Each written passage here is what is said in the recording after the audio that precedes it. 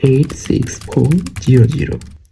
ধরুন আপনার বন্ধুকে একবার একটি অফার দেওয়া হলো, তাকে প্রতিদিন ৮৬,৪০০ টাকা ব্যাংকে লিখে দেওয়া হবে এবং সে সারাদিন যা খুশি সেই টাকা খরচ করতে পারবে। কিন্তু রাত ১২টার পর সেই টাকার আর কোনো ভ্যালিডিটি থাকবে না এবং পরের দিন তাকে নতুন আবার ৮৬,৪০০ টাকা করে দেওয়া হবে।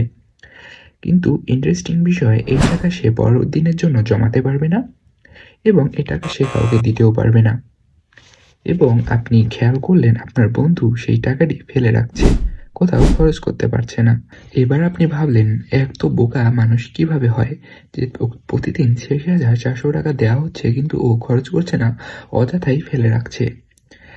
ইন্টারেস্টিং বিষয় হলো, দেখেন, টাকাও একটা রিসোর্স এবং টাইমও একটা রিসোর্স। আমাদেরকেও কিন্তু প্রতিদিন ৮৬,৪০০ সেকেন্ড দেওয়া হয়, কিন্তু আমরা সেটা সঠিকভাবে কাজে লাগাই না, ফেলে রাখি।